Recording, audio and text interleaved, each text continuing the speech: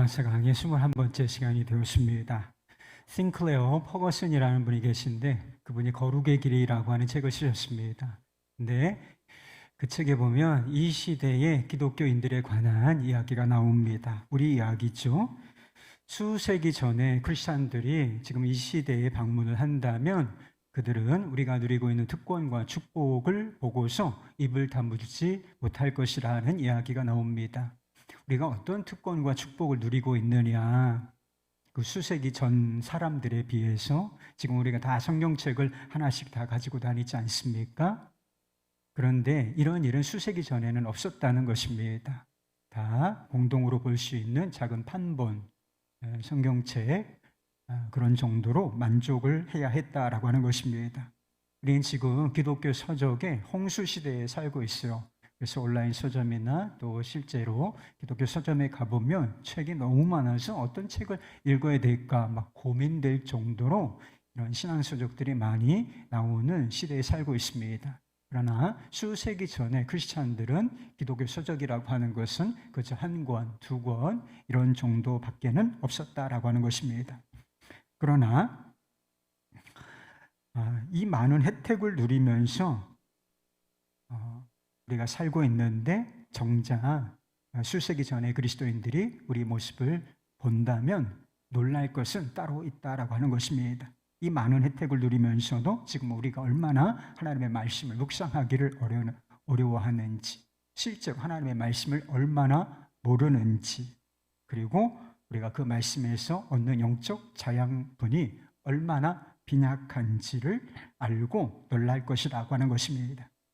지금의 기독교, 이 시대의 기독교가 얼마나 세상의 나르시즘에 오염되어 있는지, 자기 개발에는 너무나 관심이 많고 그에 반해서 하나님의 성품, 하나님을 아는 이 지식, 참다운 지식을 얼마나 빈약한지를 보고서 경악을 금치 못할 것이다. 이런 이야기가 나옵니다. 엄청난 특권을 누리고 축복을 가운데 있으면서도 영적으로 대단히 왜곡되고 그리고 빈약한 삶을 살고 있는 우리 자신, 우리는 도대체 어쩌면 좋겠습니까? 이 싱클레어 퍼거슨이 대안으로 제시한 것이 그거예요. 성경적 사고를 개발하라는 것입니다. 우리가 성경적으로 사고하고 생각하는 법을 배우려 하기만 한다면 우리의 삶, 우리의 교회, 또 우리의 일, 우리의 증언, 복음 전파는 전혀 새로운 국면을 맞이하게 될 것이다 라고 하는 것입니다. 우리 생각이 있잖아요. 마음이 있지 않습니까? 이것의 중심, 생각의 중심이 나 자신으로부터 세상으로부터 하나님께로, 하나님의 뜻에게로 옮겨진다면 우리가 성숙한 삶, 거룩한 삶에 이룰 수 있을 것이라 하는 것입니다. 여러분은 성경적으로 생각하고 성경적으로 행동하는데 관심이 있으십니까? 그것을 위해서 여러분은 무엇을 하고 계신가요? 지난 몇 번의 강의에서 그 주제가 거룩함, 순종이었습니다. 오늘 말씀의 주제도 역시 거룩함인 것입니다. 거룩함에 관하여 본문 말씀이 깨닫게 해주는 진리가 있어요. 우리가 어떤 삶을 살 것인가라고 하는 것은 단순히 우리의 행동에 관한 문제가 절대로 아니라는 것입니다. 우리가 어떤 존재인가, 더 구체적으로 말해서 우리가 누구 안에 있는가라고 하는 것이 우리의 삶을 결정한다라고 하는 것을 깨닫게 되는 것입니다. 거룩한 삶을 살 수 있는 사람이 어떤 삶이에요? 성숙한 삶, 하나님께서 기뻐하시는 열매를 맺을 수 있는 사람이 도대체 누구입니까? 첫째, 예수 그리스도 안에 있는 사람이라는 것입니다. 1절 말씀이에요. 그러므로 이제 그리스도 예수 안에 있는 자에게는 결코 정죄함이 없나니. 우리가 거룩한 삶을 사는데 가장 큰 방해물이 있다 그랬어요. 이 육신입니다. 이 몸, 육신. 정확하게 말하면 이 육신에 있는 죄, 이것이 우리 성숙을 방해하고 주님을 닮은 삶, 이것을 방해하는 가장 큰 장애물, 우리 스스로 우리 안에 가지고 있는 것이지요. 그래서 7장 후반절에 사도 바울이 자신 안에 있는 죄, 우리 안에 있는 죄를 인식하면서 고뇌하고 절망하지 않았습니까? 오호라 나는 곤고한 사람이로다. 이 사망의 몸에서 누가 나를 건져내랴.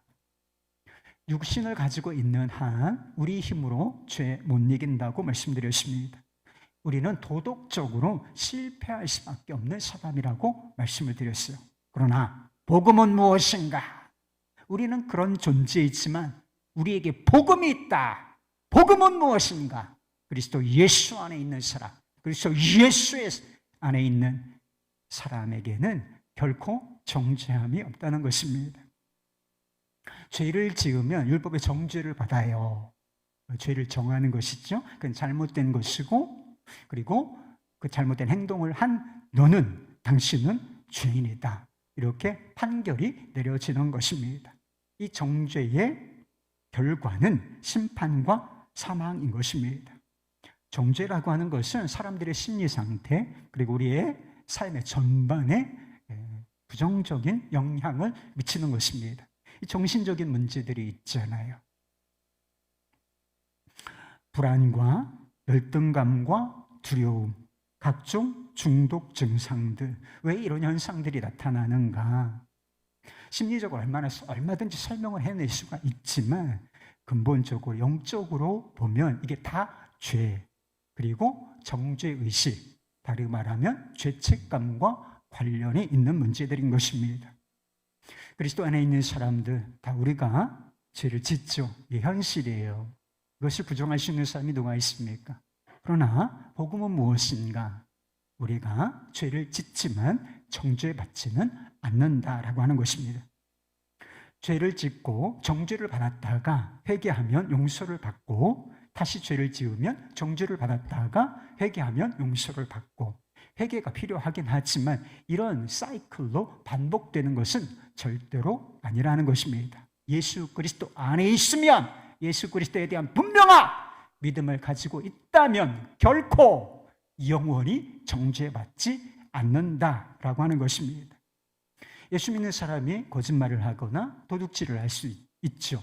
그러면 이게 죄이겠습니까? 죄가 아니겠습니까? 물론 죄가 되는 거예요. 죄인데 왜 우리가 죄된 행동을 했는데 정죄를 받지 않는다는 것인가? 죄를 지었으면 죄인으로 판단을 받는 것이 마땅한 일인데 왜 죄인으로 판단받지 않고 죄인으로 여겨지지 않는다라고 하는 것인가? 2절 말씀처럼 그리스도 예수 안에 있는 생명과 성령의 법이 우리를 죄와 사망의 법에서 해방하였기 때문이라고 하는 것입니다. 3절과 4절 말씀에 보면 우리가 어떻게 죄와 사망의 법에서 해방되었는지를 말씀하고 있습니다. 그것은 우리 자신이 한 일이 아니요. 그리고 죄에서 해방을 받았어요. 정죄받지 않아요. 그런데 이것은 우리의 실력으로 된 일이 절대로 아니고 하나님께서, 주어가 하나님이요, 하나님께서 그 아들 예수 그리스도를 통하여 이루신 일이라고 하는 것입니다. 예수님은 우리와 같은 육신을 가진 이로 이 땅에 보내시고 우리의 죄를 담당하게 하시며 우리가 받아야 할 그 정죄, 심판, 예수님께서 다 받으시도록 하셨다라고 하는 것입니다. 우리가 살아있을 동안에 도대체 몇 번의 죄를 지을까요? 지금까지 몇 번의 죄를 지었습니까? 한번 카운트를 해보신 적이 있어요? 한 주간의 삶을 자세히 면밀하게 들여다보면 도대체 우리는 몇 번의 죄를 지었을까? 한 주간에도 최소한 몇 번의 죄는 지었을 거예요. 마음으로, 심각으로. 주님 원치 않은 것 생각하고 품고 행동하면 그게 다 죄란 말이에요. 사랑하지 못하는 것도 죄라고 했잖아요. 그런데 도대체 우리는 일평생 살아가면서 몇 번의 죄를 지을까? 1000번, 아이 너무 작다. 10,000번, 그 이상, 몇만 번, 10만 번 혹시 될 수 있을지도 모르겠습니다. 우리가 그와 같이 수없이 많은 죄를 짓는다 할지라도 율법은 우리를 정죄할 수 없다는 것입니다. 예수님께서 십자가에서 우리가 받아야 할 정죄, 그것을 다 받으셨기 때문인 것입니다. 예수님께서 육신을 입고 오셔서 사시고 그리고 십자가에 달려 죽으시고 부활하심으로써 율법이 요구하는 것이 있는데, 율법이 우리에게 요구하는 것이 있는데 그 요구를 완벽하게 성취해 내셨다라고 하는 것입니다.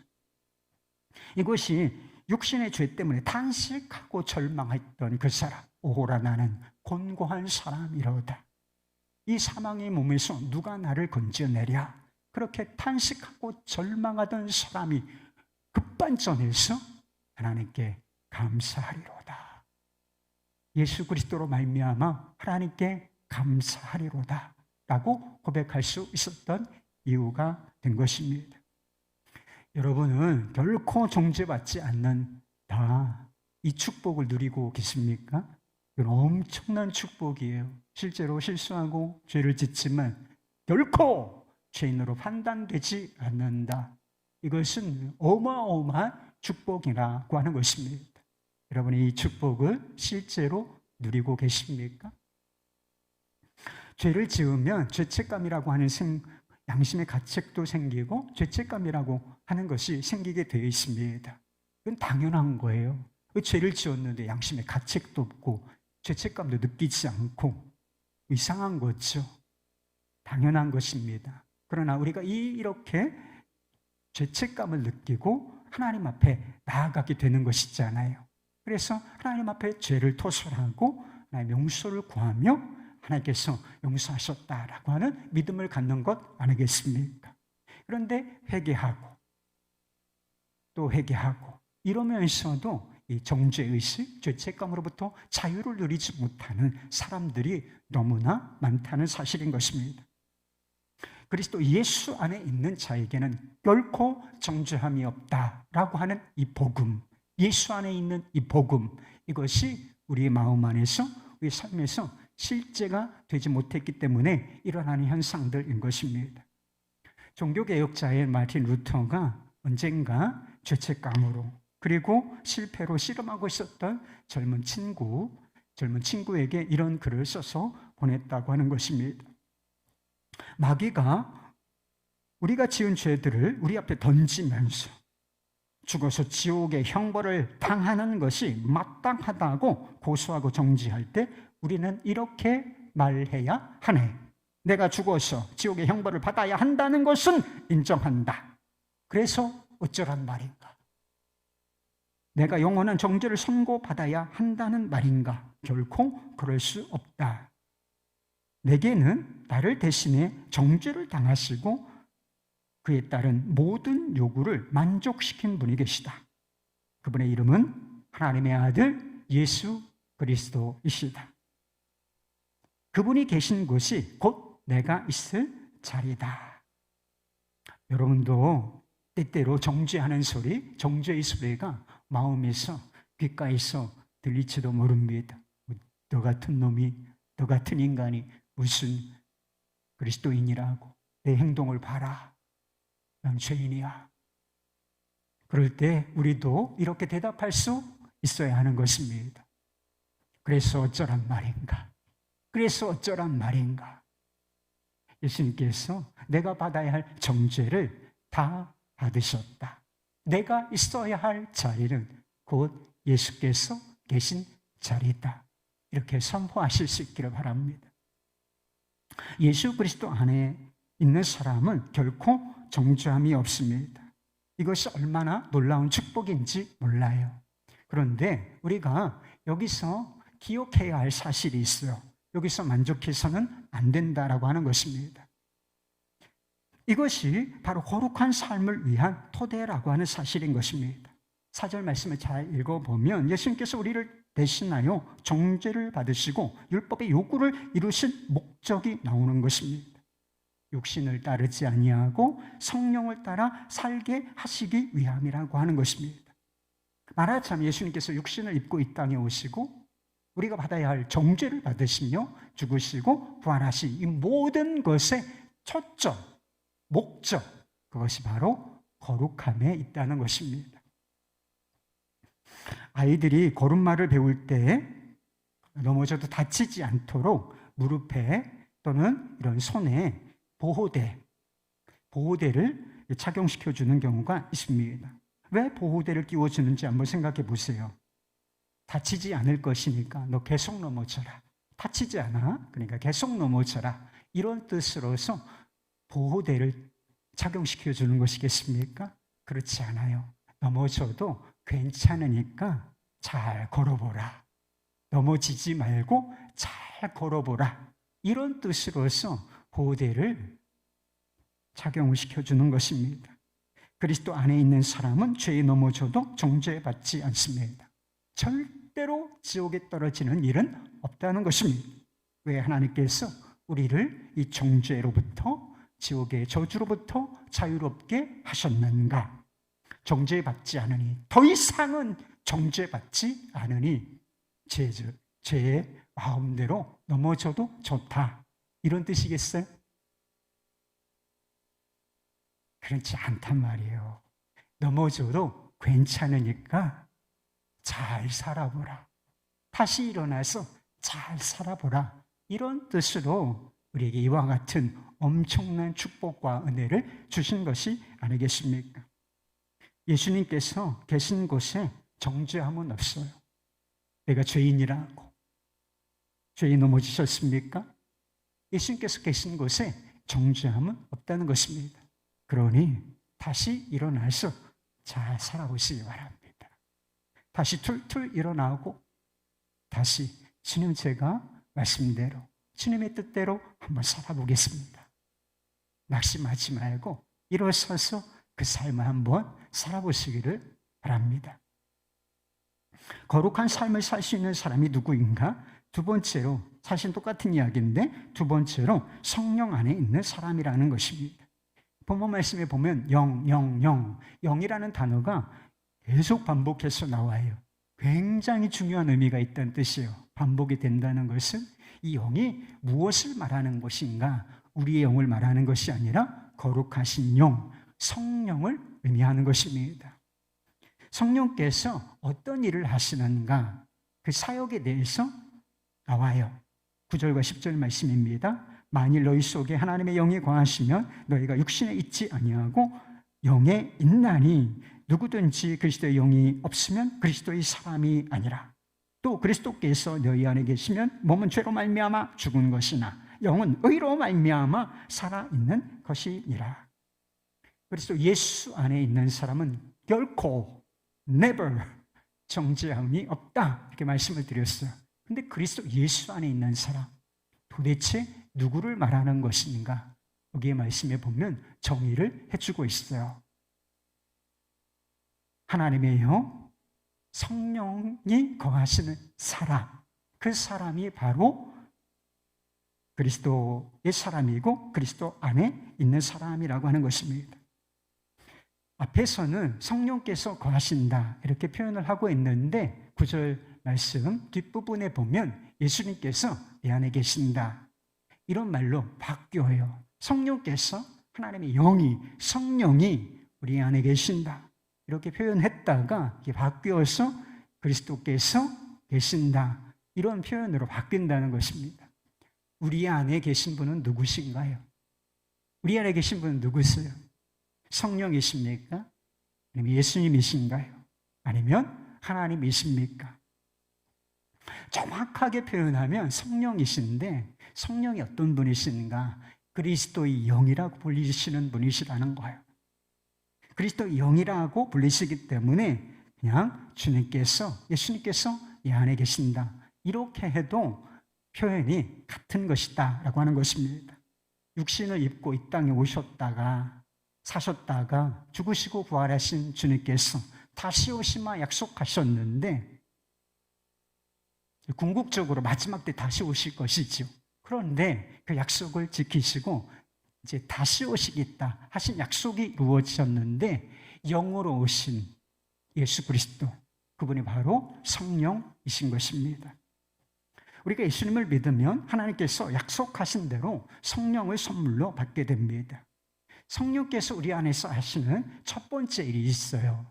그것은 우리의 죽었던 영, 허물과 죄로 말미암아 죽었던 우리의 영을 다시 살리시는 일인 것입니다. 무엇을 근거로 해서? 예수님께서 우리를 위하여 성취하신 모든 일을 근거로 하여서 죽었던 우리 영혼을 다시 살리시는 그 일을 성령께서 하신다는 것입니다. 우리 영을 거듭나게 하신다는 거예요. 그러니까 성령께서 우리 안에 오시지 않으면 어떤 상황이 되는 거예요? 거듭남도 없고 영적으로 생명도 얻지 못하는 상황이 된다는 뜻이 되는 것입니다. 여러분, 하나님을 믿으십니까? 하나님이 살아계시다. 하나님 살아계시지 뭐. 분명히 여러분 믿으십니까?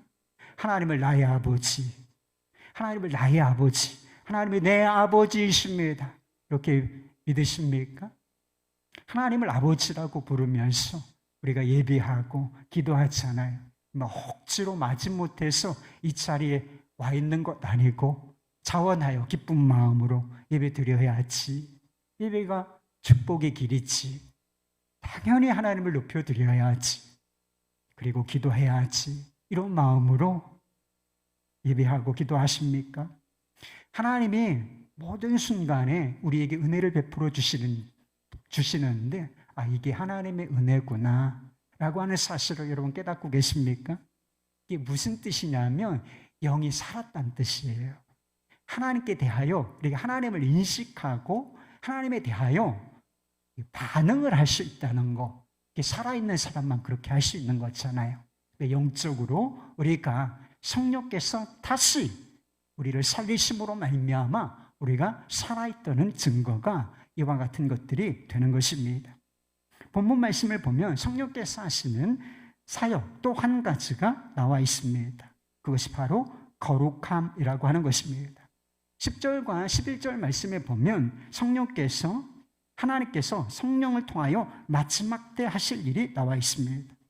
죄로 말미암아 죽을 몸, 지금 우리가 몸을 가지고 있잖아요. 그리고 육신에 뭐가 있다 그랬어요? 죄가 있기 때문에 이 죄가 있는 몸을 죽을 몸이라고 부르는 거예요. 그래서 우리가 크리스천들도 다 죽음을 피할 수가 없지 않습니까? 육적 생명이 끊어지는 그날이 온다는 것입니다. 그런데 이 죄가 있고 죄로 말미암아 이 죽을 몸도 다시 살리실 때가 있다는 것입니다. 예수님께서 하신 일로 우리의 영혼이 이미 거룩하게 하셨을 뿐만 아니라 우리의 몸까지 죄로부터 구별하시고 완전히 깨끗하게 하시고 거룩하게 하실 것이다 라고 하는 말씀입니다. 언제지요?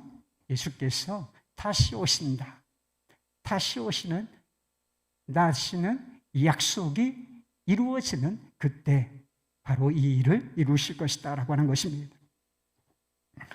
성령님의 사역은 우리의 거룩함에 초점이 맞춰져 있습니다. 우리 안에 오심으로 이미 그 일을 이루셨다는 거예요.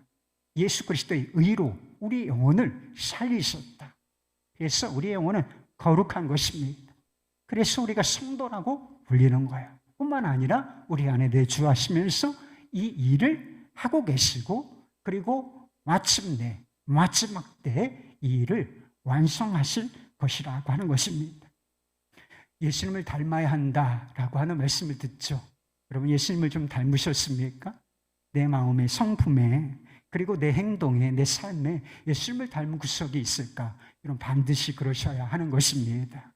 그런데 어떻게 예수님을 닮을 것인가? 이게 관건이라는 것입니다.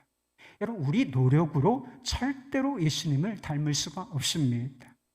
예수님을 본받으라. 예수님의 행동, 예수님께서 하신 행동들이 있지 않습니까? 그 예수님의 행동들을 본받는 것으로 카피하는 것이고 절대로 예수님을 닮을 수가 없는 것입니다. 그거는 흉내내는 것일 뿐이에요. 진짜 닮은 것은 아닌 것입니다. 이 일이 언제 비로소 가능해지는 것인가? 그리스도의 영이라 불리시는 성령께서 우리 안에 오셔야만 비로소 우리가 우리 안에 계신 거잖아요. 그리고 성령께서 우리로 하여금 예수님을 닮게 하시는데 그 일이 성령 안에서 가능해지게 되는 것입니다. 성령께서 거하시고 역사하시는 사람만이 예수님을 닮은 성품과 삶의 열매를 맺을 수 있다는 것입니다. 우리를 거룩하게 하시는 것, 우리 예수님을 닮게 하시는 것, 이것은 성령께서 하시는 일인 것입니다. 그러나 이 일이 자동적으로 그냥 성령께서 우리 안에 오셨기 때문에 자동적으로 이루어지는 일은 아니라는 사실을 깨닫게 돼요. 우리가 해야 할 일, 우리가 반응해야 할 일이 있다는 사실을 알게 되는데 성령께서 우리 안에 임하셨음을 믿고 그리고 그분을 주목하며 그분을 의지하고 그분의 감동하심을 따라 행하는 것입니다. 그래서 영을 따라 행하라 이런 말씀이 있잖아요. 그래서 오늘 본문 말씀 이 설교 제목이 성령을 따라 행하라. 누가 하는 거예요? 우리 자신이 믿음으로 해야 할 일을 말씀하고 있는 것입니다. 세상에는 두 부류의 사람이 있다고 말씀하고 있습니다. 육신 안에 있는 사람과 성령 안에 있는 사람, 두 부류의 사람이 있다는 것입니다. 그런데 두 부류의 사람의 차이점이 있다는 거예요. 아주 근본적인 차이점이 있는데 그것이 무엇이냐? 5절 말씀에 그 차이점이 이렇게 기록되어 있습니다. 육신을 따르는 자는 육신의 일을, 영을 따르는 자는 영의 일을 생각하나니. 뭐가 다른 거죠? 생각이 다르다는 거예요. 우리의 성품과 삶을 거룩하게 하시기 위하여 성령께서 우리 안에 와 계십니다. 그런데 그 일이 어디서부터 시작이 되는 것인가? 생각으로부터 시작이 된다는 것입니다. 생각의 변화로부터 시작이 된다라고 하는 것입니다. 여러분, 생각이라고 하는 것이 하나님께서 사람을 지을 때 어떤 구조로 지으셨는지를 우리가 이해하면 왜 생각이 다르고 생각에서부터 이 일을 시작하시는지 우리가 알 수 있어요. 생각은 그냥 단순히 생각이 아닌 것입니다. 생각이 무엇으로 이루어지냐면, 연결되느냐 하면 이게 행동으로 이어지게 되는 것입니다. 왜 우리가 이렇게 행동하는가? 왜 이렇게 우리가 살아가고 있는가? 생각이 그렇기 때문에 그래요. 생각이 어떤 생각으로 꽉 차 있으면 결국 그것을 우리의 말로나 행동으로 옮기게 되어 있다는 것입니다. 그것만이 아닌 것입니다. 생각이 행동의 출발점인데 더 근본적인 상황이라는 것입니다. 잠언 말씀에 보면 무릇 그 마음의 생각이 어떠하면 그의 사람됨도 그러하다, 이런 말씀이 있어요. 그러니까 사람됨, 성품, 인격 있죠? 이것을 결정하는 게 뭐예요? 내가 누구입니까? 내가 어떤 삶을 살 것인가요? 내가 어떤 성품의 소유자로 살 것인가? 이것을 결정하는 것이 우리의 머릿속에 있는, 우리의 마음속에 있는 생각이라는 것입니다. 그러니 성령께서 거기서부터 역사하시면서 우리의 삶을 변화시켜 나가기를 원하신다는 것입니다. 생각이 바뀌지 않으면 아무것도 바뀌지 않는다. 마음이 바뀌지 않으면 아무것도 바뀌지 않는다. 그저 카피하는 것일 뿐이다. 그러니까 성령께서 우리 안에 오시고 마음을 변화시키시며 우리의 생각을 바꾸어 나가기를 원하신다는 것입니다. 그리스도인들에게는, 그리스도 안에 있는 사람들, 이런 사람들에게는 육신의 생각도 있고 영의 생각도 있어요. 두 가지가 다 있다는 것입니다. 왜 그렇습니까? 우리가 믿을 때 성령을 선물로 받음으로 말미암아 성령께서 계시고 우리가 성령 안에 있음으로 말미암아 영의 생각을 갖게 되지요. 그런데 동시에 우리가 뭘 가지고 있어요? 육신을 가지고 있단 말이에요. 그러니까 육신의 죄성에서 나오는 생각도 여전히 우리는 가지고 있다는 것입니다. 이것을 분별하는 것이 너무 어려운 일인가? 그렇지가 않습니다. 우리가 조금만 주의를 기울이면 이것을 분별하는 일은 그렇게 어려운 일이 아니라는 사실을 알 수가 있어요. 7절과 8절 말씀입니다. 육신의 생각은 하나님과 원수가 되나니 이는 하나님의 법에 굴복하지 아니할 뿐 아니라 할 수도 없습니다. 육신에 있는 자들은 하나님을 기쁘시게 할 수 없느니라. 영의 생각이 있어요. 영의 생각은 어떤 생각일까요? 하나님 중심적인 생각을 말하는 것입니다. 육신적인 생각은 뭘 말해요? 자아 중심적이고 세상 중심적인 생각을 육신적인 생각이라고 말하는 것입니다. 하나님의 말씀을 여러분 아시죠? 다 속속들이 알지는 못해도 하나님의 뜻, 하나님의 말씀 알고 있는 게 있지 않습니까? 하나님의 말씀에 일치되는 생각, 그것이 영의 생각이고 이것을 거슬러 반대하는 생각, 그것이 바로 육신에 속한 생각인 것입니다. 영의 생각이 하나님이 기뻐하시고 하나님을 기쁘시게 하는 생각이라면 육의 생각은 뭐예요? 우리 육신을 기쁘게 하는 것, 자아의 욕망, 이것을 만족시키고 기쁘게 하려는 생각, 이것이 바로 육의 생각인 것입니다. 사랑과 미움 중에 어떤 것이 영의 생각이고 어떤 것이 육의 생각이겠습니까? 사랑하라, 미워해버릴까? 저주를 할까? 어떤 것이 영의 생각이고 육신적인 생각이겠습니까? 진실과 거짓 중에 우리가 선택의 순간이 있죠. 거짓을 이야기하면 우리가 위기를 모면하거나 조금 더 많은 어떤 이득을 얻을 수가 있어요. 그런 생각이 들어올 수가 있죠. 우리 육신에는 항상 그런 생각이 있으니까. 근데 진실해야 된다. 몰라요, 여러분? 진실과 거짓, 어떤 것이 영의 생각이고 어떤 것이 육의 생각이겠습니까? 자족과 탐욕, 감사와 불평, 하나됨과 분열, 축복과 저주, 정욕과 순결, 남용과 절제, 살림과 죽임. 도대체 어떤 것이 영의 생각이고 어떤 것이 육의 생각이겠습니까? 사실은 금방 분별이 되는 것들이에요. 문제는 무엇이냐? 우리가 무엇을 주목하고 무엇에 어떤 생각에 집중할 것인가?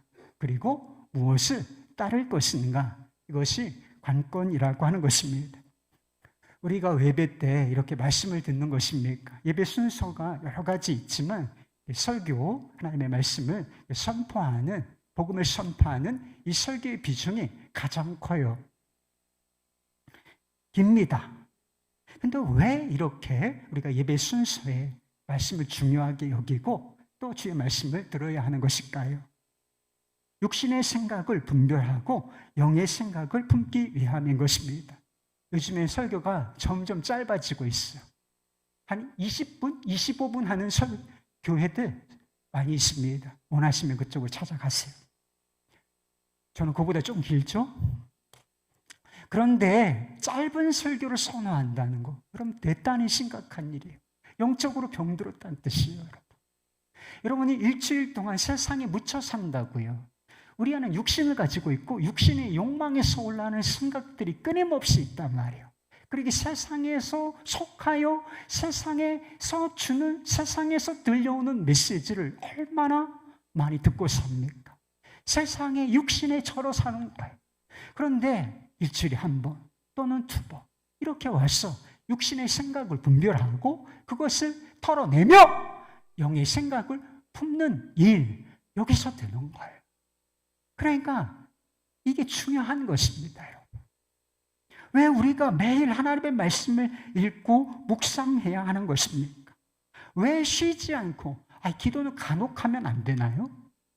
그런데 쉬지 말고 기도하라. 항상 기도하라. 무슨 일이 있어도 기도하라. 주님께서 이렇게 말씀하셨어요. 주님 바라보고 주님과 교제하는 이 일을 매 순간 중단 없이 하라. 이렇게 말씀하고 계시는 것입니까? 그래야 육신의 생각을 분별하고 그 육신을 부인할 수 있으며 영의 생각을 품고 강화시킬 수가 있기 때문이라고 하는 것입니다. 그래서 육신의 생각이 점점 약화되고 그런 건 늘 있다니까요.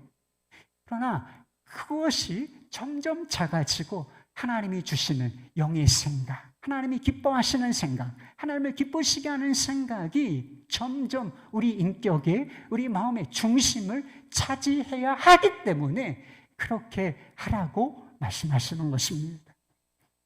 어거스틴은 오랜 세월 동안 행복을 찾아 방황하던 사람이었습니다.